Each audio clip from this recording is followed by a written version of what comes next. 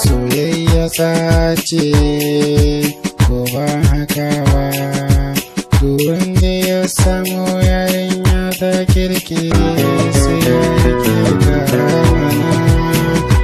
Ni na yau daɗin yarinya mai halin kwarai, ki zo nan na gama soyayya. Soyayya da ke na daura amana, da ke na yarda na yi soyayya. Idan ba ke duwa ta so za na ce a'a, domin san ke ya kama zuciyata. Ki taho nan ga masoyanki ni